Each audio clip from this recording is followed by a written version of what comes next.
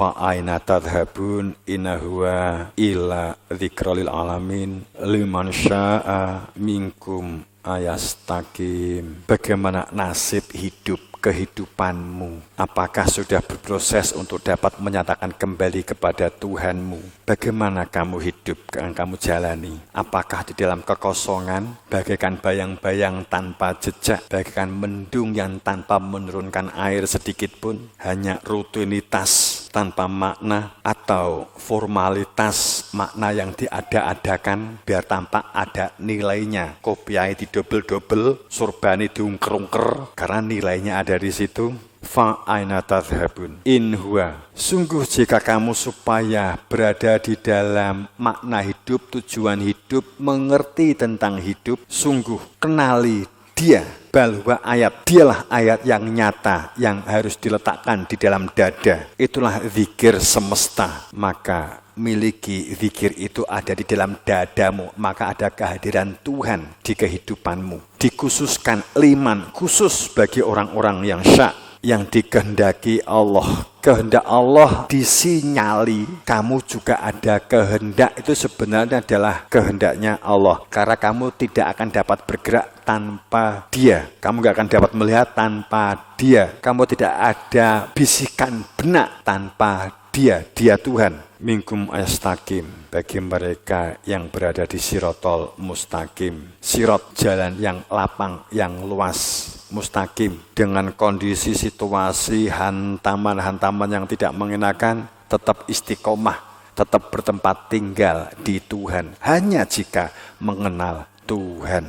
Apakah bisa? Kalau nggak bisa, Nabi Muhammad bohong. Apakah bisa? Kalau nggak bisa, Nabi Isa bohong. Apakah bisa dikenali keberadaan Tuhan? Kalau nggak bisa, Nabi Ibrahim bohong. Di situasi saat ini, jika kita membaca ayat-ayat, satu sisi membaca kehidupan, satu sisi lagi membaca tentang bagaimana nasib jiwa kamu yang akan datang. Baik nasib secara graduate, baik nasib dalam pengertian kata masih di dunia. Kalau ini santri yang masih sekolah, apa yang dipersiapkan. Dan juga lihodin dalam pengertian saat masa pakai jasad habis. Kita tidak memikirkan dunia, bukan pengertian tidak boleh maju dan berkembang.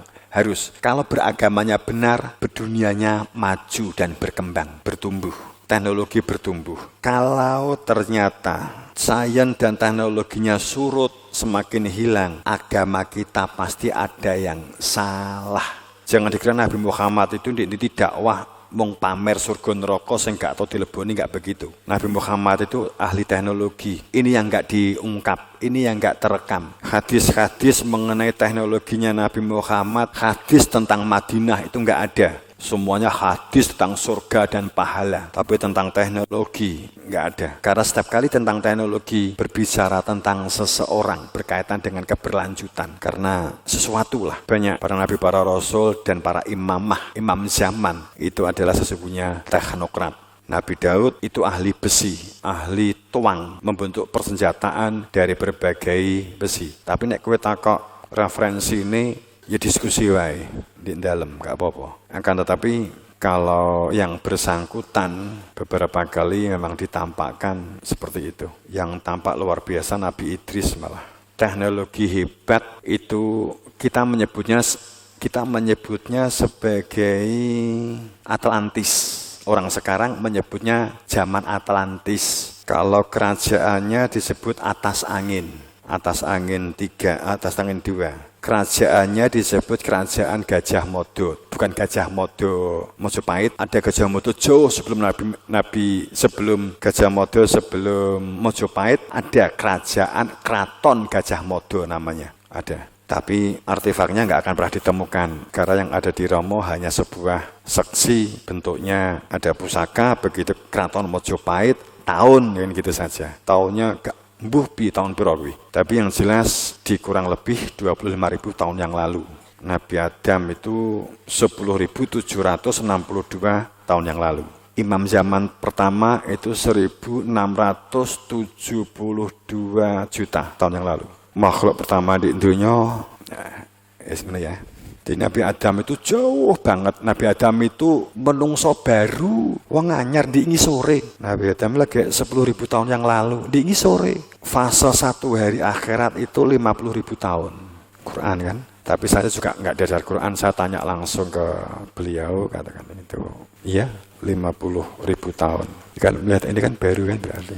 Kalau ini benar, kebencanaan ini akan semakin besar karena ada sesuatu berulangnya sistem ilahiyah yang dimana pada saat zaman atas angin, keraton Gajah Mada, atas angin itu adalah keemasan hebat, banyak candi mulai bermunculan, bla bla bla bla bla bla begitu ya. Ini akan ada satu secara sains orang akan mengatakan megatrust, lempeng yang tumpuk kemudian ini jatuh dan menjadi besar, tapi di sisi lain orang-orang spiritual mengatakan bukaan portal, kemudian di sisi lain ada lagi, sisi lain ada lagi, ada 2, saya nggak mungkin nyebut. Ya penasaran weh. Tapi intinya untuk santri mulailah terus-menerus menjaga dan memulai untuk menguatkan, mengembangkan potensi kemampuan komunikasi. Belajarlah walaupun pelajaran itu tidak kamu sukai, belajarlah untuk memproses kesadaran, belajarlah untuk memproses kesadaran, belajar. Kalau kamu belajar, kamu belajar biologi, kamu tidak akan mengambil biologi nantinya, nggak ada kaitannya, sehingga kamu tidak belajar. Kamu berpikir bahwa belajar itu hanya untuk orientasi pekerjaan. Kamu adalah fatal. Sekolah yang kamu lakukan itu adalah untuk melatih supaya kamu memiliki cara berpikir yang baik dan benar. Membangun asosiasi otak kanan, otak kiri, otak tengah dalam kemampuan memproduksi sel-sel neuron dan dendrit supaya terwujudnya tajri min tatihal anhar khalidina fiha abada. Ini tidak akan pernah usang. Saat ini kamu belajar dengan sungguh-sungguh, otak kamu akan digambar oleh Allah galur-galur sungai-sungai yang mengalirkan saraf-saraf neuron di dalam otak kamu sehingga menghubungkan antar otak, antar saraf, antar neuron. Itu akan mudah dalam kamu memecahkan masalah-masalah hidup jika belajarlah, bukan karena biologinya, bukan karena bahasa Arabnya, bukan karena matematikanya. Belajarlah yang sungguh-sungguh, bukan masalah eksistensi. Jawabannya tadi kan saya tanya, sungguh-sungguh atau eksis? Sungguh-sungguh yang seharusnya kamu pilih. Jika ini kamu lakukan sesuai dengan schedule, sesuai dengan jadwal, kamu akan berproses otak kamu. Jangan pernah berpikir, aku nggak bakat matematika. Belajarlah semampu yang dapat kamu lakukan. Tapi yang jelas jangan buang waktu untuk tidak belajar. Hanya sekedar untuk malas-malas. Walaupun melalui komunikasi, interaksi, bertanya,